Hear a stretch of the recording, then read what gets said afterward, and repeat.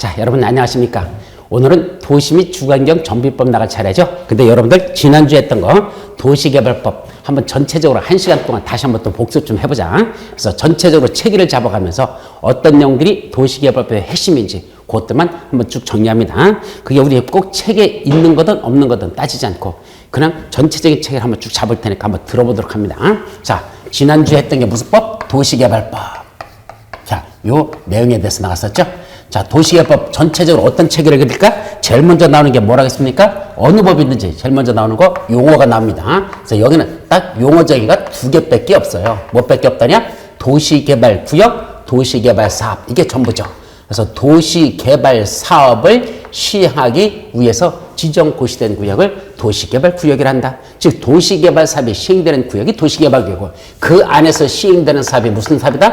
도시개발사업이라는 겁니다. 그래서 도시개발사업은 도시개발구역 안에서 도시개발사업을 시행한다는 거. 그렇게 구역, 사업 이 두 가지밖에 없다는 거. 그래서 도시개발사업은 주거, 산업, 유통, 정보통신 등등 각종 도시에서 필요로 하는 그런 기능을 가지는 도시에서 필요한 기능을 가지는 단지나 또는 시가지를 조성하는 그런 사업을 무슨 사업이란다? 도시개발사업이라자. 이게 전부입니다.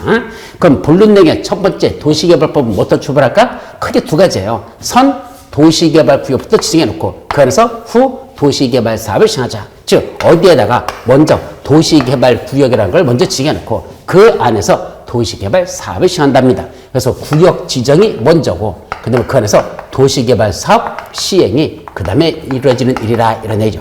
구역 지정 사업 시행입니다. 그럼 도시개발구역을 먼저 지정하려면 이 안에서 뭐부터 해야 될까? 무조건 아무 데나 가서 도시개발구역을 지정하는 건 아니겠죠. 구역을 지정하기 위해서는 먼저 뭐부터 한다?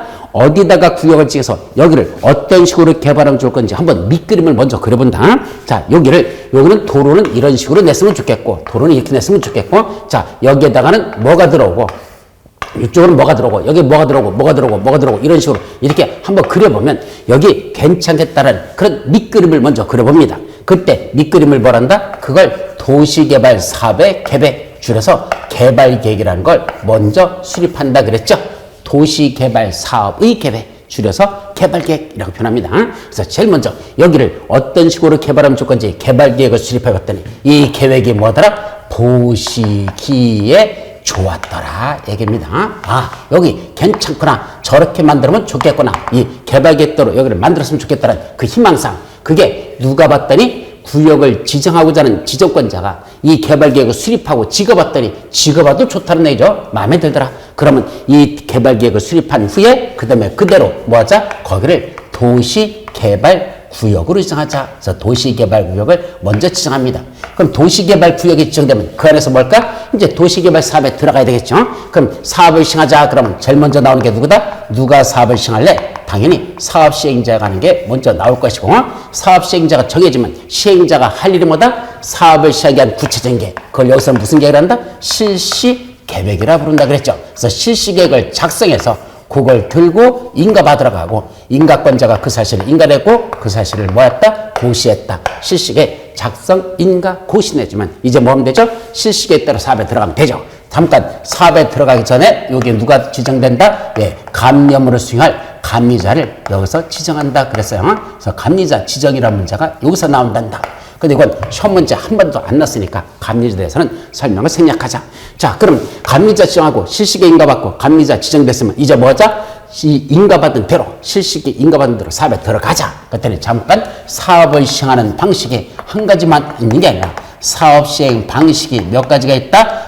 크게 세 가지가 있더라. 첫 번째는 보상비 주고 사들여서 개발 끝난 후에 다시 일반인들에게 분양하는 방법. 어떤 방법이죠? 바로 수용 또는 사용 방식이라는 게 있더라. 그래서 첫 번째는 수용 또는 사용 방식으로 사업이 시행되는 것이 쭉 있을 것이고 두 번째는 그렇게 보상비 주고 내쫓는 게 아니고 종전의 토지 소유자에게 새로운 땅으로 만들어서 새로운 땅으로 바꿔주는 방식. 무슨 방식? 환지 방식이라는 게 있더라. 그래서 일부는 수용 방식이라고 일부는 환지 방식이라는 무슨 방식이 있다? 혼용 방식으로 짬뽕되는 것도 있는데 그 혼용 방식에 대해서는 여기서는 살펴보지 않는다. 그래서 수용 사용 방식과 환지 방식 크게 이 두 가지가 있단다. 그러면 사업이 다 끝나면 끝난 거죠. 근데 마지막 이렇게 도시를 개발하는데 소요되는 막대한 자금이 있습니다. 이런 자금을 뭐라고 한다? 조달하기 위한 도시개발 채권이라는 걸 발행한다. 도시개발 채권. 이렇게 크게 보면 이런 내용들이 도시개발의 가장 큰 줄기는 이렇게 잡습니다. 그래서 다시 한번 도시개발법은 어떤 체계를 갖춘다? 제일 먼저 어디를 도시개발구역으로 먼저 지정해 놓고 그 안에서 도시개발 사업을 시행하는 거 이 두 가지야. 구역 지정, 사업 시행 이거죠. 그럼 도시개발구역을 지정하면 먼저 뭐부터 한다? 거기를 어떤 식으로 개발하면 좋을 건지 먼저 청사진부터 그려본다. 그 청사진을 무슨 계획? 개발계획을 먼저 수립해본다. 그랬더니 개발계획 보시기에 좋았더라. 이제 뭐자? 개발대로 사업에 들어가자. 그럼 거기를 뭐로 지정한다? 도시개발 사업을 시행하기 위한 구역, 도시개발구역을 지정하자. 자, 이제 구역이 지정됐으니까 사업 시행하면 되잖아. 누가 사업을 시행하지? 시행자에 관한 걸 살펴본다. 자, 시행자가 정해지면 시행자 할 일, 사업을 시행하는 구체적인 실시계획을 작성해서 인가받고 그게 고시되면 이제 실시계획 대로 사업에 들어가자. 잠깐 감리자를 지정해 놓고 사업에 들어가자. 그랬더니 사업을 시행하는 방식은 한 가지만 있는 게 아니라 세 가지가 있다. 첫째는 수용 또는 사용 방식, 두 번째는 환지 방식, 세 번째는 혼용 방식. 이렇게 세 가지가 있는데 여기는 두 가지 내용들만 살펴보도록 합니다. 그리고 이렇게 도시를 개발하는데 소위들은 막대한 장 그걸 조달하기 위해서 일단 도시개발 채권이라는 걸 발행해서 자금을 조달하고 나중에 개발이 끝난 후에 일정한 기간이 지나면 원금과 이자를 상환하는 그런 도시개발 채권을 발행하자라는 이런 크게 내용은 이런 것들을 다룹니다. 그 중에 첫 번째 개발계획 누가 수립할래? 이것들 내용들 하나씩 보자. 첫 번째는 누가 수립할까요? 수립권자가 있겠죠. 누가 수립할까? 도시개발구역을 지정하는 구역 지정권자가 지가 개발계획을 수립한다 이거죠. 두 번째 언제 수립할까? 수립시기. 당연히 도시개발구역을 지정하려면 원칙적으로는 도시개발구역을 뭐하고 싶으면 지정하고 싶으면 지정하려고 하는 경우였는데 그게 아니라 구역을 지정하려면 개발 계획을 그때 계획을 수립해야 한다. 계획 수립이라는 게 필요하다는 얘기죠. 그런데 예외는 있습니다. 어떤 얘기 있다? 아니래. 먼저 구역부터 먼저 지정해놓고 구역을 먼저 지정해놓고 후 나중에 개발 계획을 수립해도 되는 나중에 계획을 수립하는 그런 예외도 있더라. 따라서 원칙은 구역을 지정하려면 개발 계획을 수립해야 되니까 계획이 먼저 수립되고 구역이 지정되는 건데 예외적으로 구역이 먼저 되고 계획이 수립되는 그런 사유들이 원래 6가지가 있거든요. 그런 것들이 쭉 있다. 자, 세 번째 무슨 방식으로 사업이 시행된다? 환지 방식으로 사업이 시행될 때. 자, 환지 방식이라는 건 여러분들이 갖고 있는 땅 개발 끝나면 다시 여러분들에게 돌려주고자 하는 그런 게 환지 방식이죠. 그때는 요 수립되는 이 개발 계획에 대해서 토지 소유자들이 알아야 될 권리가 있다 없다 있죠. 여기 누구 땅입니까? 이 안에는 토지 소유자들 땅이고 개발되면 누가 갖는다? 자기들이 새로운 땅을 갖겠다고 그랬어. 그러면 여기 어떻게 개발될 건지 그 계획에 대해서 토지 소유자들이 알아야 될 권리가 있다라. 따라서 그 토지 소유자들의 동의를 받아라. 무슨 방식으로 할 때만? 환지 방식으로 사업이 시행될 때만 그 개발 계획에 대해서 토지 소유자의 동의를 받으라 합니다. 얼마나 받죠? 토지 면적 3분의 2 이상의 토지 소유자의 동의와 토지 소유자 총수 2분의 1 이상의 동의를 받아라. 이걸 보고 말한다. 면삼총이 면적 3분의 2 총수 2분의 1 이상의 동의받는 거 면삼총이의 동의받아라. 이렇게 쓰라고 했죠. 면삼총이의 동의를 받으면 됩니다. 다만 누가 사업시행자다? 국가 또는 사업시행자가 누구라? 국가 또는 지방자치단체 사업시행자라면 요자들이 시행자인 경우에는 뭐가 필요 없단다? 저런 면삼총이 동의받을 필요가 없다라는 아주 싸가지 없는 규정이 들어있다. 여기까지고 이때 개발계획에는 어떤 내용들이 들어갈까? 수립 내용들이 주르륵 나올 건데 그 수립 내용에 대해서는 아직 세부적인 건 아직 외우지 않습니다. 등등 이런 게 개발계획에서 나오는 내용들. 자, 이제 두 번째 도시개발 구역을 지정하자. 개발계획이 마음에 들었다? 보시기에 좋았으면 그에 따라 그렇게 개발하기 위한 도시개발 구역을 지정하자. 첫 번째 누가 지정하지? 당연히 여기 지정권자가 나온다. 그럼 지정권자는 원칙이 누구일까? 원칙은 시도지사. 한마디로 중간대빵들이 지정한다. 이렇게 오라 그랬어요. 중간대빵 시도지사들이 지정합니다. 다만 대도시에서는 도지사가 지정하는 게 아니라 대도시장 자기가 직접 지정하도록 되어 있다는 것.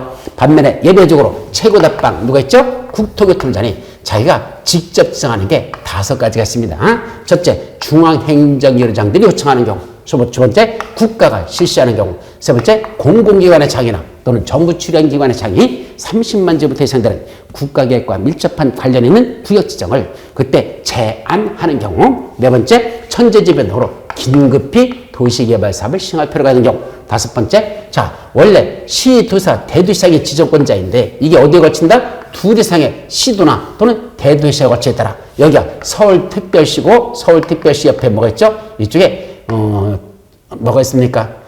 성남시가 있습니다. 그럼 서울특별시하고 성남시 거기에 걸쳐서 도시개발구역을 이렇게 지정하려고 한단다. 이거 누가 지정할까? 자, 원칙은 서울특별시는 서울특별시장이, 성남시 쪽은 성남시장이 그렇게 지정하죠. 서울특별시장, 성남시장. 왜? 지정권자들이 지들이니까. 그런데 둘 이상의 시도나 대도시에 걸쳐서 지정될 때는 누가 지정한다? 자기들끼리 서울특별시장, 성남시장이 뭔다? 협의하여 지정할 자를 정한다. 협에서 지정할 자를 정함. 이게 원칙 정답이라는 얘기입니다. 근데 자기들끼리 협의해서 지정할 자를 정해야 되는데 문제는 뭐다? 요 협의가 이루어지지 아니하면 우짤래. 이게 문제죠. 자기들끼리 협의해서 서로 누가 지정할 건지를 가위바위보해서 정하든지 하여튼 협의해서 정하면 되는데 협의가 이루어지지 아니한다. 그때는 누가 직접 지정한다? 국토교통부는 자기가 직접 지정할 수 있다 얘기입니다. 바로 이게 자기들끼리 협의가 이루어지지 아니할 때는 국장이 직접 지정할 수 있습니다. 요거죠. 따라서 중국공 긴급협의란 다섯 글자 외우는 방법. 국토교통부장이 도시개발구역을 지정하려면 중국 공산당과 긴급히 협의하라. 이렇게 해요. 중국 공산당과 긴급히 협의할 것. 누가 지정하려면 국장이 도시개발구역을 지정하면 중국 공산당과 긴급히 협의를 해. 우리나라 당하고는 하지 말래. 왜 그럴까요? 하도 쌈박질만 맨날 해가지고, 그죠? 맨날 탈당이나 하고, 뭐 지들끼리 막 찌지고 뽑고 싸우기만 하니까 우리나라 정당들하고는 협의하지 말고 중국 공산당하고만 긴급히 협의하라. 라고 돼 있다는 거. 요 다섯 글자 제목을 그렇게 외우시면 됩니다. 자, 두 번째. 이제 지정권자가 어디다 지정할래? 자기네 지정 대상 지역에 있겠죠. 그럼 도시개발구역을 지정한 대상 지역은 면적이 너무 작으면 안 된다. 이게 대원칙입니다. 자, 아까 도시개발사업이란 일정한 도시기능을 가지는 주거, 상업, 산업, 유통, 정보통신 등 각종 도시기능을 가지는 단지나 또는 시가지를 주성한다 그랬거든. 이때 단지라는 건 우리 주택단지 또는 상업단지 또는 산업단지 이런 단지를 주성하는 거. 시가지 도로변을 따라 상권이 형성되는 걸 시가지를 하죠. 그런 걸 조성하는 사업이 도시개발 사업이기 때문에 당연히 지정하는 대상 지역의 면적이 너무 작아서는 아니 된다 해놓고 도시지역과 도시지역 외지역에 따라서 그 규모가 다릅니다. 원래 도시지역에서는 얼마를 정하죠? 원칙은 도시지역 안에서는 1만 제곱미터 이상 되도록 지정해야 됩니다. 근데 다만 공장을 짓는 공업지역에서는 1만 제곱미터 갖고는 안 돼요. 왜? 아무래도 공장을 짓는 공업지역은 규모가 더 커야 되겠다. 적어도 면적 3만 제곱미터 이상 되도록 지정하랍니다. 그런데 도시지역 중에 우리 보전녹지지역이라고 했었죠? 도시지역은 뭐로 나누죠? 주, 상, 공, 녹. 이게 도시지역이잖아요. 그 중에 녹지지역 중에서 마지막 최후로 남겨둔 녹지지역, 보전녹지지역. 이 보전녹지지역은 함부로 까먹여서 개발하면 될까 안 될까? 안 된대. 따라서 도시지역 중에 보전녹지지역은 도시개발구역으로 지정할 수 없습니다.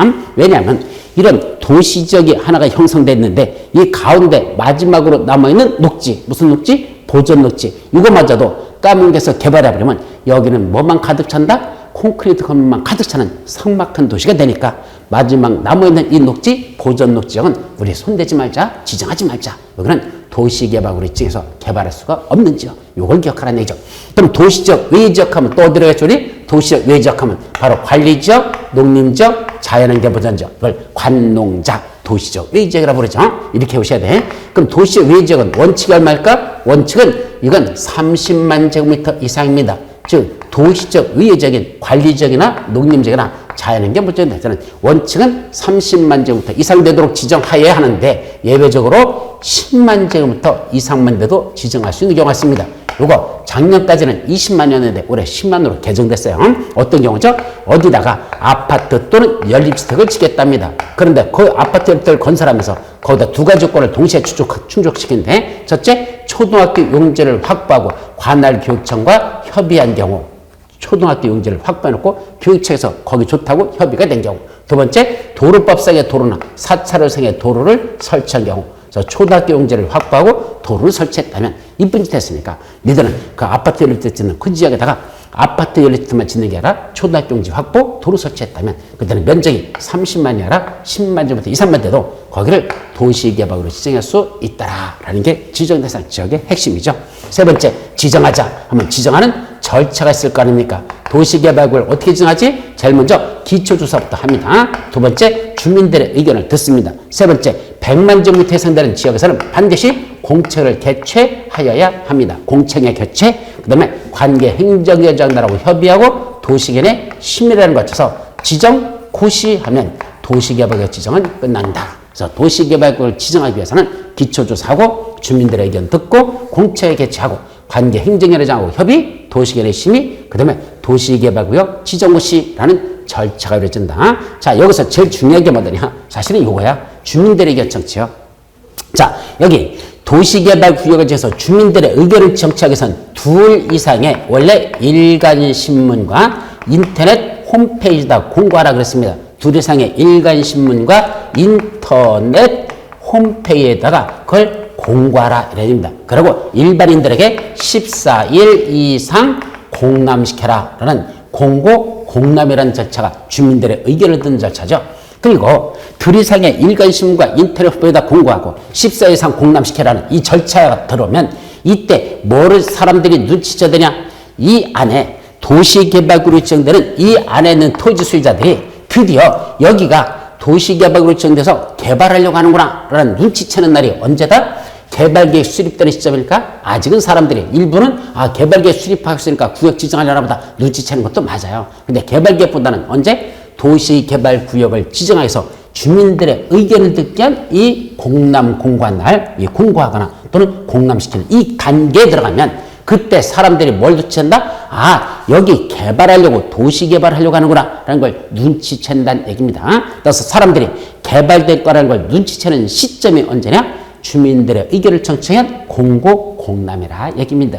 그러면 사람들은 여기 개발될 거라는 걸 이제 알았으면 자, 아까 개발하는 방법은 몇 가지죠? 두 가지 방식. 첫째, 수용, 사용 방식. 두 번째, 환지 방식. 이렇게 두 가지가 있다 그랬잖아. 그럼 수용 방식으로 하게 되면 보상비를 많이 받아야 되는 게 사람의 심리고 환지 방식으로 한다면 좋은 땅을 자기가 다시 돌려받는 게 이게 목적이거든요. 그럼 보상비를 많이 받거나 좋은 땅을 받으려면 뭐부터 한다? 현재 있는 종전의 토지 가치를 그대로 둬야 됩니까? 이 토지 가치를 올려야 됩니까? 올려야 되죠. 여기 있던 토지 소유자가 수용 방식으로 한다면 보상비를 받아야 되는데 그냥 나대지로 같은 게 보상비를 많이 줄까? 건물을 져야지 보상비를 많이 줄까? 건축물을 져야 보상비가 많죠. 나대지는요. 토지 효용 가치가 별로 없는 거로 평가합니다. 왜? 어차피 그냥 놀리고 있는 땅이잖아. 값어치 없습니다. 근데 거기다 건물을 짓고 쓰고 있으면 아무래도 값어치가 더 높은 땅으로 보죠. 평가할 때 더 높은 평가가 나온다는 얘기입니다. 그러면 수용 방식을 할 때는 보상비를 많이 받을 것이요. 높게 평가가 나면 환지 방식에서는 평가가 높게 나온 땅부터 좋은 땅을 환지로 주게 돼 있거든요. 그러다 보니까 그 높게 평가 나온 땅부터 좋은 땅으로 주다 보니까 결국 종전의 토지 가치를 최대한 끌어올려야 됩니다. 그러려면 나대지를 그냥 둬야 됩니까? 건축물 지어야 됩니까? 건물 지으려고 하겠죠. 두 번째, 여기에 그냥 황무지로 되는 거, 황무지로 둬야 될까요? 거기다가 그래도 가시오가피라도 꽂아놓고 나무 기르고 있는 척? 그렇게 다 있을까요? 그런 특용작물에도 재배하고 있는 척해야 그래야 보상비를 더 준다는 얘기입니다. 자, 그냥 논밭이 펼쳐져 있는 게 더 많이 줄까요? 거기다 비닐하우스 설치해서 특용작물 재배한다고 해야 더 많이 줄까? 비닐하우스 설치가 돈은 더 나온다는 얘기입니다. 그러면 갑자기 아무것도 없던 이 지역에 건설의 메아리 소리가 뚝뚝딱딱 뚝뚝딱딱 이루어진다는 얘기입니다. 자, 그거 막아야 돼, 안 막아야 돼? 막아야죠. 어차피 여기다 건물 지으면 뭐합니까? 나중에 도시개발 사업에서 싹 감면돼서 다시 개발하려면 다 철거해야 될 건데 보상비만 많이 나갈 뿐이지 사실은 이거 개발해봤자 다 부셔야 될 그런 애죠. 그래서 그런 개발행위 함부로 하게 내버려 둔다? 아닙니다. 뭘 막겠다는 얘기야?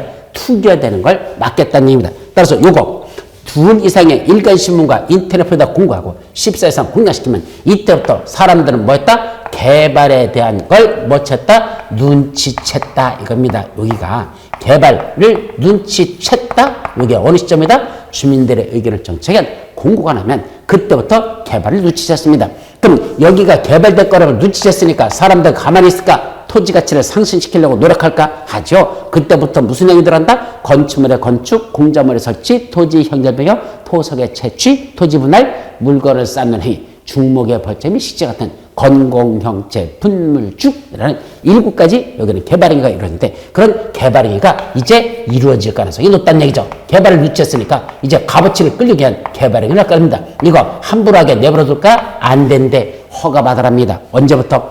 이런 주민들의 의견을 청취하기 위한 공고만 나면 그 지역 안에서 그런 일정한 개발행위를 하고자 할 때는 함부로 하지 못하게 그럼 뭐 받고 한다?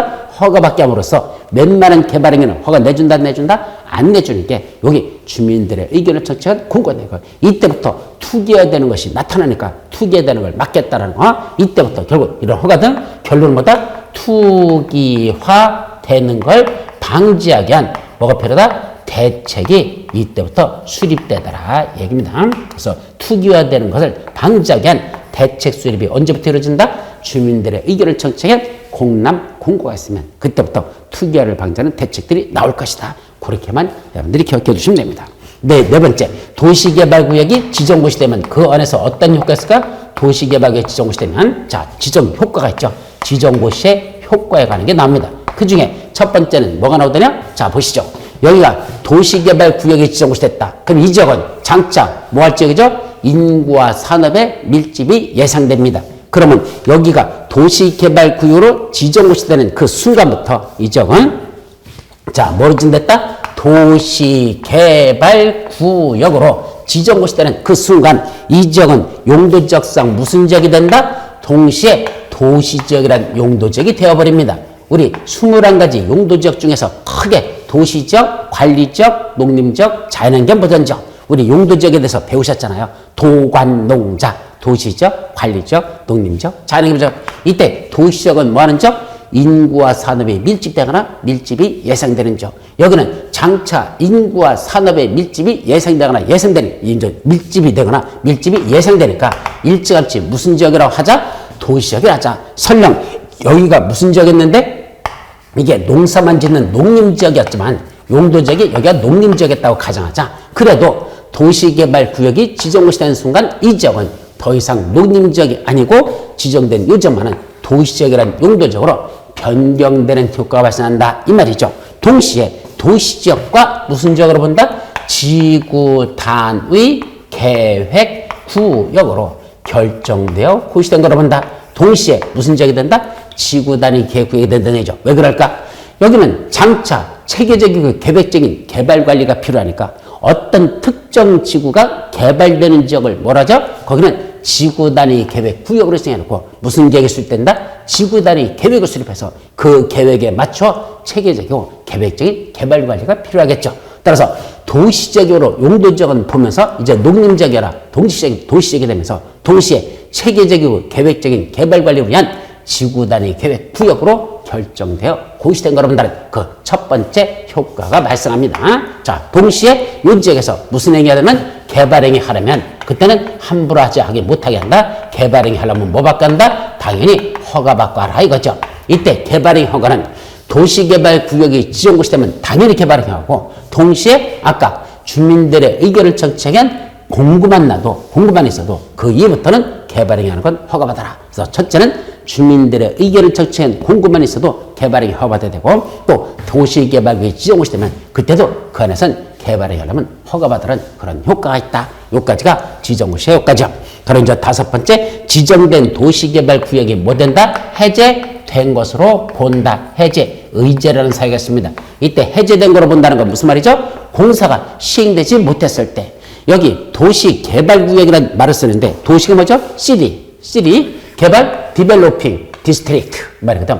도시가 개발되고 있는 구역이다 이 말이거든. 그럼 개발하는 동안만 개발구역이지 공사가 다 끝나버리면 그때는 더 이상 개발이라는 말을 쓸 필요가 없습니다. 자동적으로 도시개발구역 지정이라는 명칭은 해제돼 버리고 이제 개발이 끝나면 그 지역은 뭐 된다? 그냥 아까 도시적으로 본다 했잖아. 그래 도시적으로 가는 겁니다. 따라서 구역이 지정되고 나서 공사가 완료되면 공사 완료 공고일 다음 날부터 그 구역 지정은 도시개발구역은 해제된 거로 본데 여기서 공사가 다 끝나고 공사 완료 공고일 다음 날부터는 도시개발구역 지정이라는 건 해제된 거로 본다. 자동 해제되는 거죠.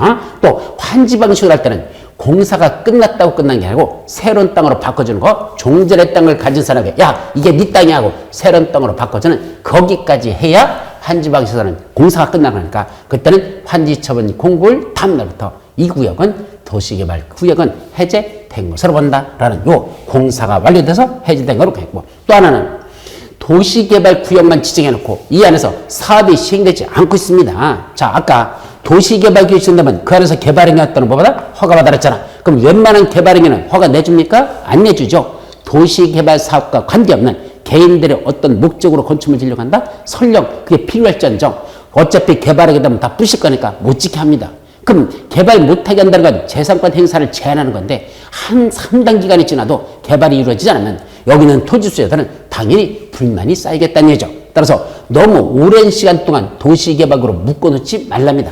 도시개발 구역이 지정되고 그로부터 3년이 된 날까지 사업시행자가 실시계획을 작성해서 인가신청이 없으면 그때는 3년이 되는 날의 다음날 도시개발구역 지정은 해제된 것으로 본다. 즉 공사가 끝나서 해제된 거로 보던 것도 있지만 공사가 일정 기간이 지나도 시행되지 않는다. 미시행돼서 공사가 진행되지 않으면 그때도 토지 수요자들 너무 오래 기다리게 해서는 안 되니까 구역 지정은 자동적으로 해제된 거로 보면서 개발행위 허가받고 하라는 그것이 사라져버리는 그런 규제가 풀려버리는 그런 지역이 됩니다. 따라서 공사가 끝나서 해제된 거로 보는 게 있고 공사가 제대로 시행되지 못해서 해제된 거는 이런 내용들 5가지가 바로 도시개발 구역에 관한 겁니다. 그래서 첫째, 누가 지정하지? 지정권자. 어디다 지정하지? 지정사항이죠. 지정하는 절차는 어떻게 지정하지? 지정고시 하면 어떤 효과가 있지? 지정된 구역이 언제 해제된 거로 보지? 라는 5가지죠. 자, 이제 도시개발구역이 지정됐으면 그 안에서 뭐자? 사업을 시행하자. 자, 원칙적으로 사업시행자는 아무나 되는 게 아니라 도시개발구역을 지정한 이 지정권자들이 네가 사업시행자를 하고 사업시행자를 지정을 해줘야 원칙적으로 그자가 사업시행자가 되는 겁니다. 사업시행자를 지정받은 자가 사업시행자다 이 소리죠. 그럼 원칙적으로 누굴 사업시행자로 지정할래? 그랬더니 무려 거기 12명이나 쫙 나와요. 대단히 많이 나옵니다. 예를 들면 국가 또는 지방자치단체 이자들도 사업시행자 될 수 있죠. 또 공공기관 해놓고 공공기관은 또 6개가 있어요. 그래서 토지주택공사, 수자원공사, 농어촌공사, 관광공사, 철도공사, 매입 공공기관 뭐 이런 식으로 6명에 되는 공공기관도 사업시행이 될 수 있다. 토수, 농, 관, 철, 매 토지주택공사, 수자원공사, 농어촌공사, 관광공사, 철도공사, 매입 공공기관 이런 자들도 사업시행자가 될 수 있고, 세 번째 정부 출연기관도 될 수 있어요. 정출, 정부 출연기관 누구 있을까? 한국철도시설공단과 제주국제자유도시개발센터라는 그런 자들도 사업시행자가 될 수 있죠. 네 번째 지방공사 있었죠. 이때 지방공사는 서울특별시 하면 SH공사가 했다 그랬었고 경기도시공사 또는 인천도시공사 바로 그 자들이 지방공사들인데 지방자치단체가 설립한 그 공사들 이자들도 사업시행자가 될 수 있습니다. 여기까지를 우리 공공시행자라 부른다. 이게 공공시행자고 그 다음에 토지소유자부터는 민간시행자라 부르죠. 그래서 토지소유자 민간시행자가 있고 또 이들이 모여서 설립한 조합이 있습니다. 근데 조합은 사업 전부를 무슨 방식만 할 수 있다? 사업 전부를 환지 방식만 할 수 있어요. 왜 그러죠? 조합이라는 게 무슨 말입니까? 토지 수자들이 모여서 설립한 조합이잖아. 그럼 자기들이 모여서 설립해놓고 자기들 땅을 지들이 강제로 산다? 수용 방식은 그런 건 안 된다는 얘기입니다. 그럼 뭐면 된다? 지들끼리 모여서 있는 땅을 개발해가지고 지들끼리 다시 나눠 갖는 거. 이게 무슨 방식? 환지 방식인데도 자기들 땅을 지들이 스스로 사들이는 그런 강제 수용할 수 있는 그런 재살 파먹는 건 되지 않는다. 그래서 조합은 사업 전부를 환지 방식을 때문에 시행자가 될 수 있지 수용 방식은 할 수 없습니다. 그 밖에 이전법인 등등등 해서 12번 공동주자법인에 이르기까지 사업 시행자는 무려 12명이 했다는 거. 그런데 사업 전부를 이게 원칙이고 2번 그때 사업 전부를 무슨 방식으로 한단다? 환지 방식으로 사업이 시행된다면 이때 누가 사업을 시행하는 게 제일 좋을까? 환지 방식으로 한다면 누가 사업을 시행하는 게 제일 좋겠느냐 이겁니다. 자, 환지 방식 누구 땅? 여러분들 땅. 개발하면 누가 가질 땅? 여러분들이 가질 땅. 그럼 누가 개발하자? 원칙적으로 여러분들이 하시라는 얘기입니다. 여러분들이 누구죠? 토지 수자들이 니들이 하랍니다. 근데 토지 수자가 너무 많으면 니들끼리 모여서 뭔다? 조합을 설립해서 하면 되지 않느냐? 니들이 모여서 조합을 설립한 원칙적으로 토지 수자나 조합을 사업 시행자로 1차적으로 지정해 줍니다. 그래서 사업 전부를 환지 방식으로 한다면 그때는 누굴 지정해 주겠다? 토지 수자 조합. 니들 땅이니까 니들이 개발할 수 있도록 니들을 사업 시행자로 지정해 주마. 이게 원칙이죠. 근데 예외적으로 누구를 지정할 수 있답니까? 지방자치단체 등으로 지정했다. 지자체 등이라서 지방자치단체만 있는 게 아니라 한국토지대공사, 지방공사, 신탁업자 이자들로 지정해서 하는 경우가 몇 가지가 있다냐. 뭐 3가지 사유가 쭉 있어요. 아직 여기까지는 안 들어가는데 예를 들면 어떤 게 있을까?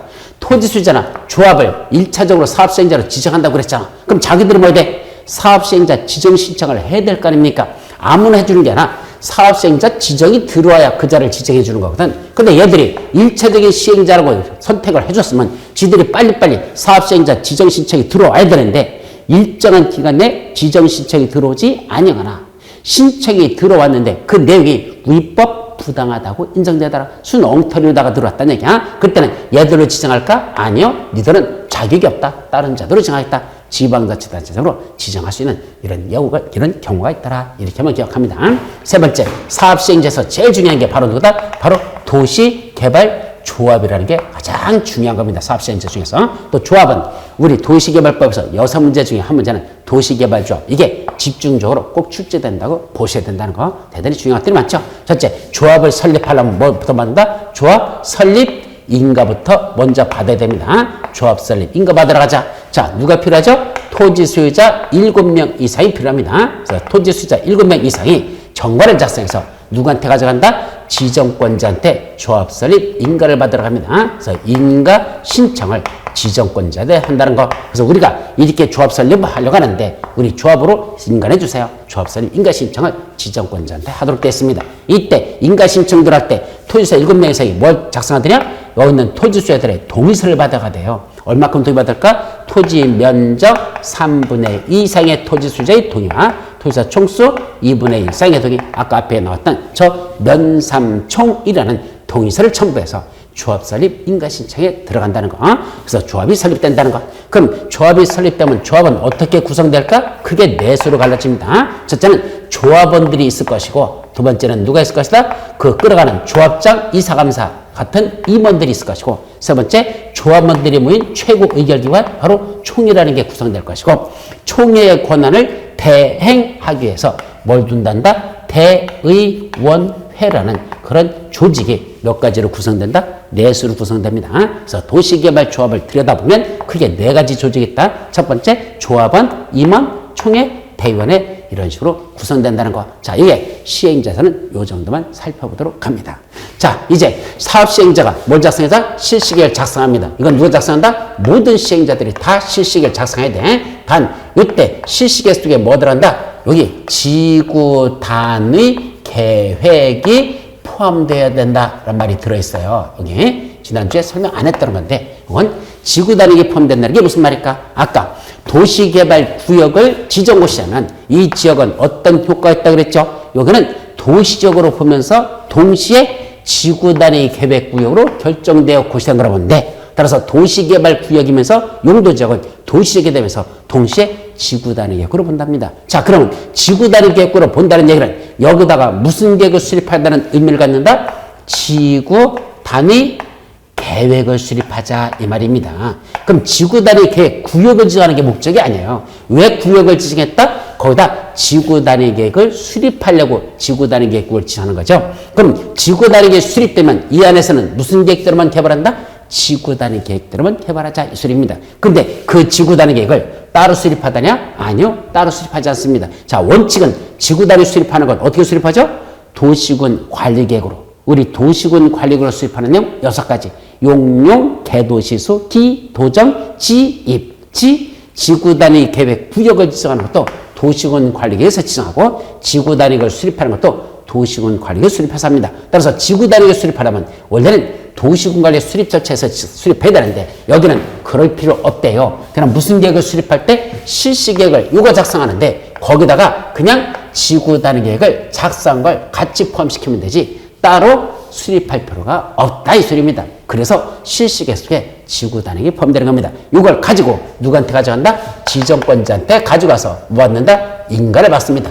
그래서 실시계획 지정권자한테 인가받고 지정권자가 그 사실을 고시하면 뭐한다? 실시계획 대로 사업에 들어가면 되는 거죠. 자, 이제 실시계획 대로 사업에 들어가기 위해서 감리자가 지정되고 본격적인 사업으로 들어갑니다. 자, 수용 방식으로 하자. 그럼 제일 먼저 누가 수용할래? 수용권자가 나와야 될 거 아닙니까? 누가 수용하죠? 예.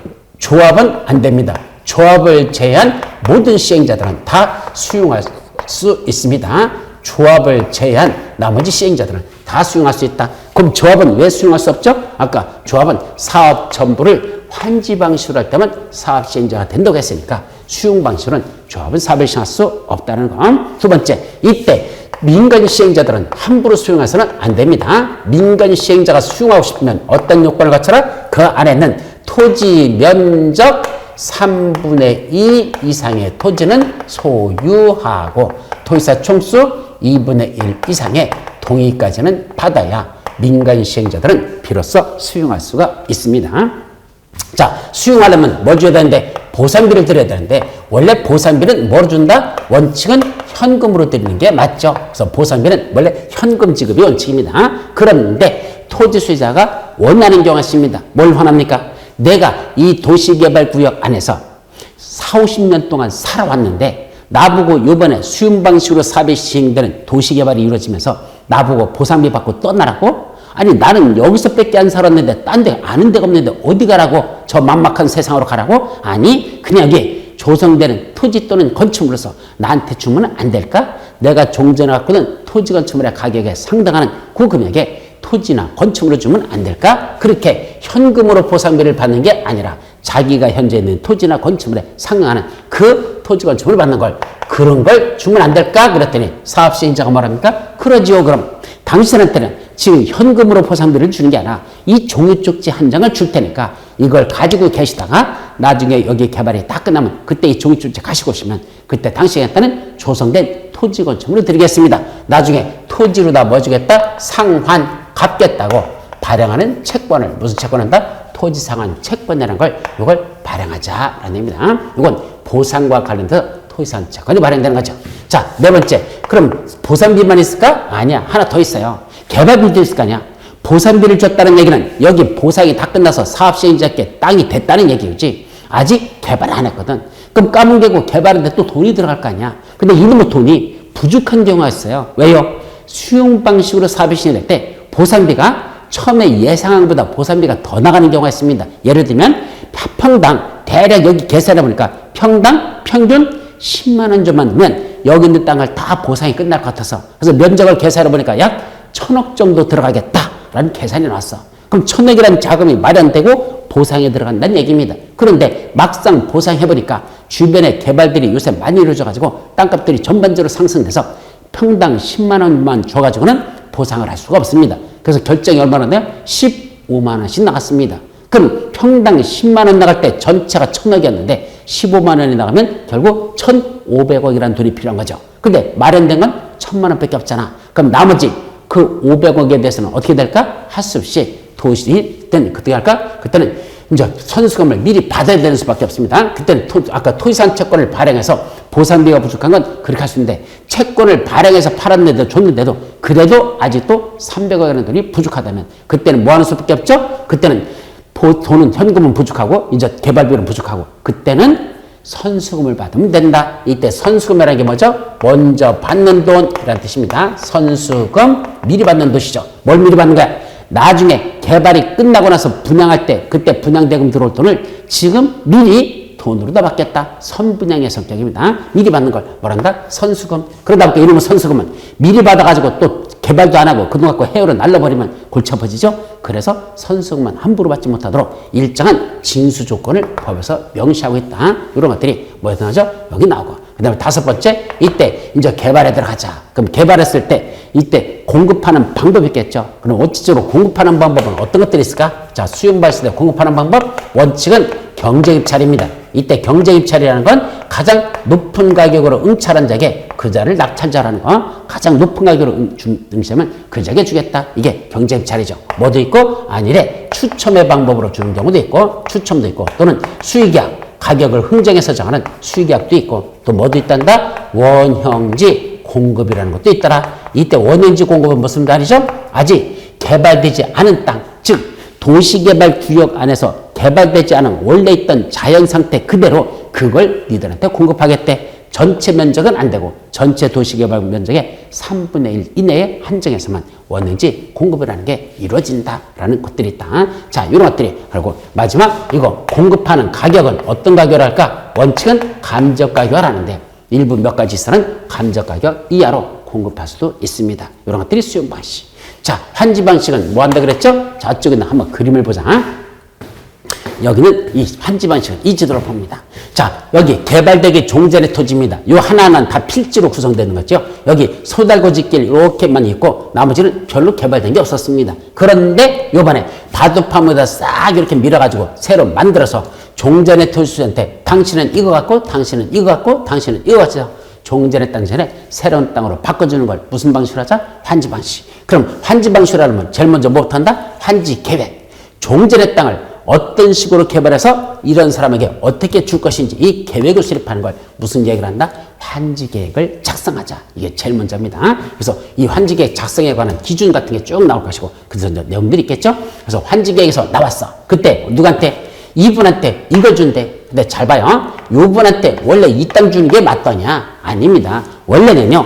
여기 계신 분은 나중에 개발 끝나면 여기 또 개발되기 전에 땅이 이 땅이야. 근데 개발이 끝나면 이분한테는 어떤 땅을 줄까? 현재 지가 갖고 있는 그 땅을 그 부분을 주는 게 맞습니다. 그걸 제자리 환지라 이렇게 말하죠. 저기 있는 분은 저 땅 주고 저기 있는 분은 저 땅을 주는 게 원칙적으로 맞다는 얘기입니다. 왜? 원래 환지를 정할 때는 종전의 토지와 환지의 위치, 지목, 면적, 토질, 수리, 이용상, 환경, 그 밖의 상을 종합적으로 고려하여 합리적으로 정하라 라고 돼 있어서 제일 먼저 고려하는 게 위치거든요. 종전의 땅이 어디 있었다? 위치? 여기 있었대. 그럼 새로운 땅도 어디 준다? 가급적 그 땅 고기를 주란 얘기입니다. 복굴복이잖아. 자기 땅 자리 그대로 주는 게 맞다는 얘기입니다. 그런데 여기를 주려고 했더니 여기다 공원 만들려고 한대. 여기를 주려고 했더니 여기다 도로 만들려고 한대. 그럼 공원 부지 위에다 줄냐? 도로 부지 위에다 줄 거야? 그럼 못 주잖아. 할 수 없이 당신은 여기 땅 가져라. 이 땅을 왜 주려고 하죠? 여기 땅 주인이 환지를 정하지 않겠대. 지는 그냥 떠나겠대. 그러니까 여기 떠나면서 보상비 받고 떠는 사람한테 청상 받고 떠는 사람한테 요 땅 빈 땅이니까 너 윤리 갖자라 라고 이걸 주는데 이걸 보고 뭐란다? 다른 자리 환지. 그러면 이분이 환지계에서 어떤 땅을 받기로 돼 있다? 요 땅을 새로운 땅으로 받겠다. 그럼 이 사람 원래는 어디 줘야 돼? 요 땅의 위치가 어디죠? 요쪽에 있잖아. 이거잖아. 이게 지금 좀 네모진 척에서 우측 상단이니까 새로운 땅, 우측 상단. 여기를 줘야 되는데 이분한테 여기를 주지 않고 여기는 보류지나 공원부지로 쓴다고 해서 할 수 없이 요쪽에 있는 땅을 주겠대. 옆에 있는 새로운 땅을 주겠대. 이게 다른 땅을 준다잖아. 그럼 이분은 개발 끝날 때까지 어디만 찾아본다? 옆에 있는 이 땅만 보죠. 이분 개발 끝날 때까지 어디만 본다? 새로 받겠다는 새 땅 여기만 찾아보겠죠. 요 땅을 뭐라고 한다? 환지 예정지. 장차 자기가 갖기로 예정되는 땅 환지 예정지. 요걸 이 사람은 여기만 찾아보고 앉아있다는 얘기죠. 이거 권리관계가 불안정한 게 너무 오래 지속되죠. 왜? 어차피 이분 지금 갖고 있는 땅 관심 없어. 이건 나중에 도로부지 될 거야. 이건 공부지로 들어갈 거야. 자기는 새로 가질 땅이 이거래. 그럼 이것만 바라고 있잖아. 저기 끝날 때까지 그게 5년씩 걸린다면 너무 길잖아. 그때는 어떻게 하면 되죠? 자, 여기 먼저 대지 주상이 끝났어. 개발이 끝났어. 그리고 저쪽 집부터 지금 개발이 들어가고 있어. 그럼 이분한테 사업시행자가 뭐라고 하냐? 당신 말이야. 장차 여기 개발이 끝나면 요 땅이 당신이 가질 땅이지, 당신이 가질 땅이 여기지, 내가 지금 미리 지정해 줄 테니까 미리 여기 가서 뭐하고 있어라? 사용수익하고 계시래요. 그러다가 나중에 저기까지 개발이 다 끝나면 그때 가서 당신 저 땅 다 끝나면 그때 가서 요거 당신 땅으로 가지래. 그날이 무슨 날? 환지처분 공고일 다음날. 환지처분이 끝난 공고일 다음날 되면 그날부터 이건 환지가 아닌 환지 예정지가 아닌 환지 자기 새로운 땅이 되라 이렇게 하자는 얘기야. 따라서 자기 땅이 될 때까지 요 예정지 가서 사용수익 할 수 있도록 저기 있던 땅을 버리고 이제 여기 와서 너 일찌감치 여기다 건물 짓고 살고 있다가 나중에 개발이 다 끝나면 그때 가서 너 가자라. 이렇게 잠시 임시적으로 뭐가 될 때까지 개발이 끝날 때까지는 네 땅으로서 와서 살고 있어라는 걸 환지 예정지의 지정이라고 한다. 이렇게 있었죠. 그 다음에 이제 무슨 처분? 여기 환지 처분 무슨 말이죠? 개발이 다 끝났다는 얘기야. 이제 저 끝까지 다 끝났어. 그럼 여기 개발이 제대로 되는지 일단 준공검사를 먼저 받고 준공검사 결과 이상 없다? 그로부터 60일 이내에 환지 처분이라는 걸 해야 됩니다. 그래서 환지 처분 공고를 하면 어떤 효과? 환지 처분 공고일 다음 날부터 이제 각각 환지계에서 정했던 그 자기 땅이 되더라. 환지 처분 공고일 다음 날 돼야 비로소 자기 땅이 됩니다. 그러면서 종전에 토지 갖고 있던 거하고 새로 받는 환지하고의 가격에 차액이 있죠. 그런 차액을 말한다. 청산금. 징수할 걸 징수하고 교부할 건 교부하는 청산금 징수교부라는 게 이루어지더라. 이런 식으로 사업이 진행되죠. 여기까지가 무슨 방식? 환지 방식은 그 정도만 여러분들이 기억해 두면 됩니다. 그래서 환지 방식이 제일 복잡해요. 이건 나중에 더 세부적인 걸 보도록 하자. 자, 도시개발 채권 뭐라고 했죠? 도시개발 사업의 시행되는 막대한 자금을 어떻게 조달할 것이냐? 어떤 방법이 있단다? 도시개발 채권을 발행하는 건 이건 자 시도사가 발행하는 겁니다. 그래서 일정한 어떤 행위를 하는 자들에게 의무적으로 채권을 매입하게 합니다. 일정한 행위를 하는 자들에게 야, 너 그거 하려면 채권 사라 하고 채권을 팔죠. 5년 이상 10년의 범위 내에서 상환기한을 정해놓고 그거 사면 7년하고 정해지면 어떻게 되죠? 7년 동안 갖고 있다가 갖고 오래요. 그럼 그때 원금하고 이자하고를 돌려줄 테니까 채권 갖고 오랍니다. 이런 도시개발 채권 발행에 관한 내용들이 있더라. 자, 여기까지가 무슨 법? 도시개발법은 이런 내용들을 쭉 다루고 있다라는 얘기입니다. 아직 여러분들이 이걸 기초 아주 초짜 단계인데 이렇게 한꺼번에 이걸 쫙 정리할 정도 되면 공부 끝난 거죠. 아직은 이 단계까지는 안 돼요. 그러나 자꾸 반복적으로 듣고 듣다 보면 흐름이랄 게 쫙 잡혀요. 그래서 한 번 들어서 안 되면 두 번은 들어서라도 흐름을 잡아보도록 그렇게 하시기 바랍니다. 여기까지를 도시개발법 전체적인 요약 강의로 끝나고 자, 오늘 본 강의 뭐 보기로 했죠? 도시가 만들어지고 그 도시가 세월이 흐르면 분명히 노후불량화되는 지역들이 나타난다. 그 노후불량화된 지역만 철거하고 새로 도시기능을 회복하기 위한 무슨 사업? 정비사업이 시행되는 절차를 다룬 법, 도시 및 주거환경 정비법에 대해서 다음 시간에 살펴보도록 합니다. 자, 쉬었다 가시죠.